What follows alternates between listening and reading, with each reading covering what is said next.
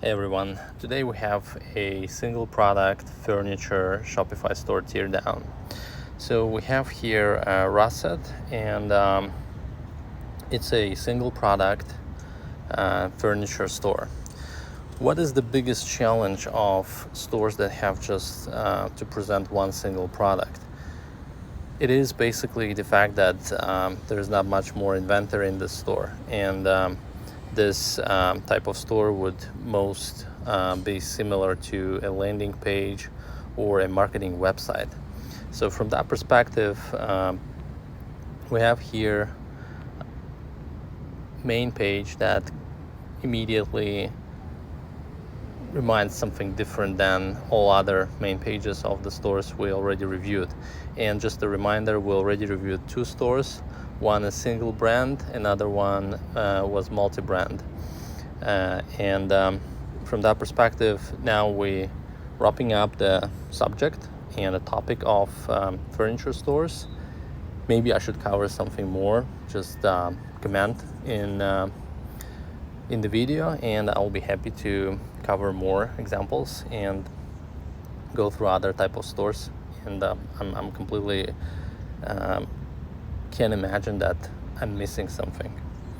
So what they did here is that they have actually two products, and they very creatively created a merchandising for their store. So they have some swag additionally, like a branded swag. So it's a mallet, it's a tote bag, and sweet pants, which is kind of cool. And you can see obviously photos how this product looks in the interior, and they are lazy loaded, and essentially that's how footer mini looks like.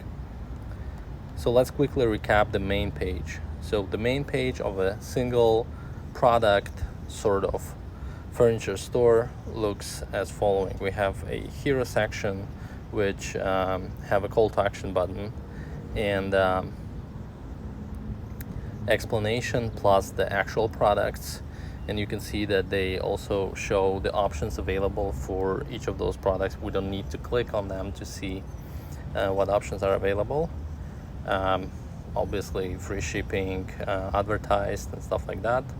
Explanation why they're different, why it is cool, and some swag additionally.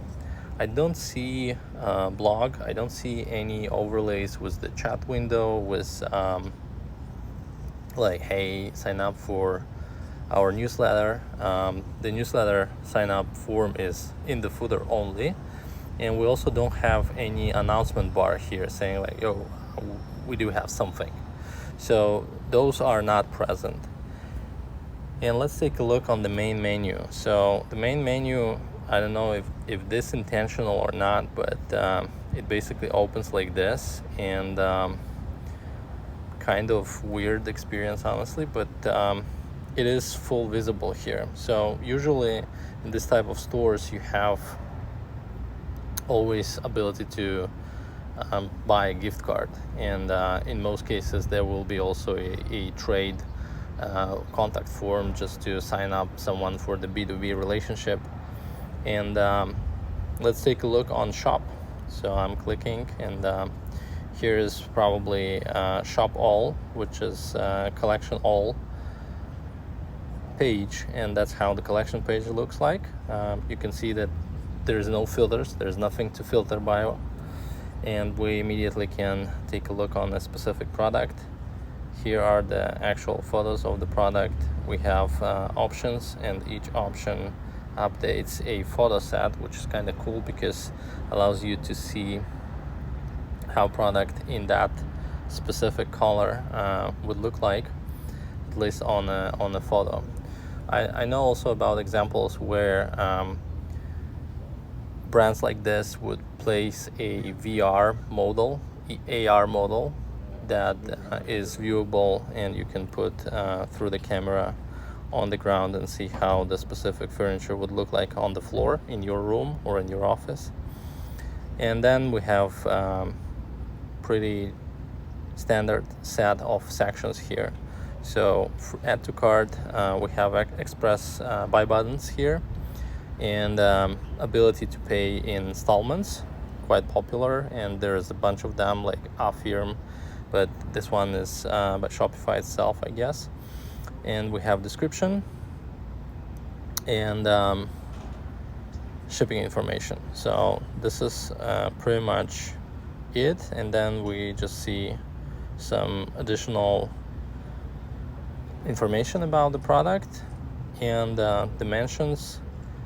In some cases it would be also assembly instructions, so this is something that I don't see just now. And we have probably blog posts. No, it's not clickable. Just a quick reminder, I'm in the parking lot of a shopping plaza, that's why the sound in the background. And besides that, we have other products. We have a bench, or it's a table. I'm not really proficient to know how to name, and it says it's named the Champ, and pretty much looks exactly the same. We have some additional content in those non-clickable boxes, so it's not blog posts. And what's interesting is that the blog is not accessible through footer menu, so they don't much, I don't know, intentional or not, promote the ability to go to a blog. And from the perspective of a add to cart button, when you scroll, it's not following you. So on the other examples, you can watch them in suggested videos. Other shops basically make it the way that they keep the picture at the very top and it's sticky, and then it also sticks the add to cart button to that picture and allows you to scroll down, but you continuously see this within the top of the viewport of a user experience. So that's how shop looks in their case. Let's take a look on Swag. So Swag is a completely different type of product. So they basically run a separate set of options for that specific product, and they have actually my size as well. So this is pretty much it. So it's not much that could be possibly added here, but usually you can see additional content like landing pages, like attending some sort of fair or trade events or stuff like that where they're taking part, or you can learn about the design process or their mission or what they're committed to, which values and stuff like that. It's also useful, and as much content you can put, the better it is. And gift card here is just a product, and we can learn about them. Meet Russet is sort of about us page. It's not huge, not so much sections here, and we also can take a look on FAQ, and it serves probably also as the place where the answers could be found. In general, FAQs are pretty good for SEO purposes, and usually shops put the FAQ on the product details page as well. And more question type of content you have, the better it is.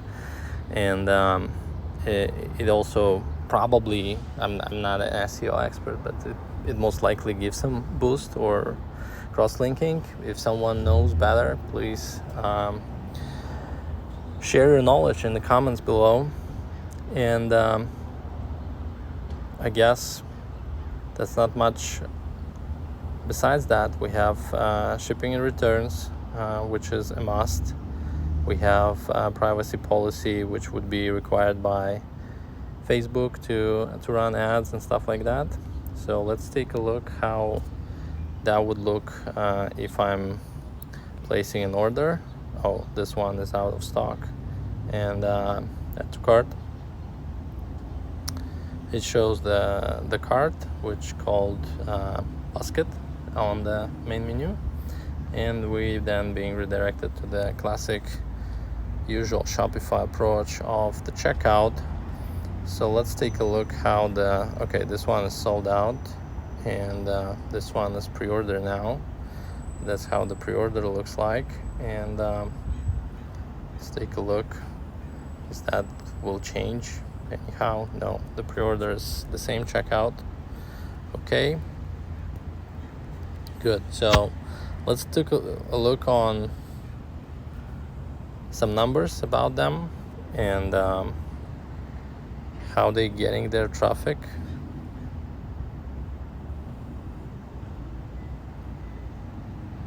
So they don't have as much traffic, so it's below 5K total visits, which would not allow similarweb to have any information about them. But all in all, shop looks classy, it's minimalistic, and it's have its climate, so it's very interesting look and feel, and I hope they will grow it successfully.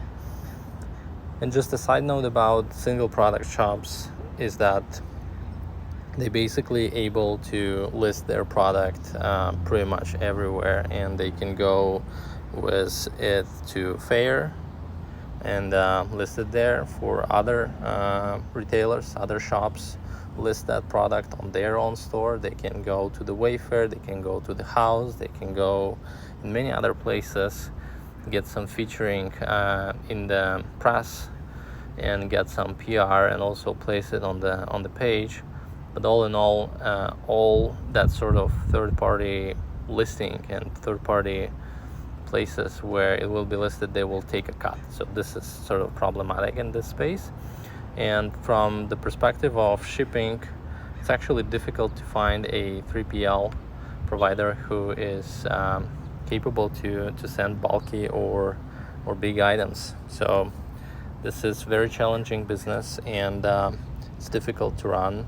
So I wish the Russet luck and a lot of success in their operations. This is it. Thank you very much. Subscribe to watch other teardowns. See you later. Have a good weekend. Bye.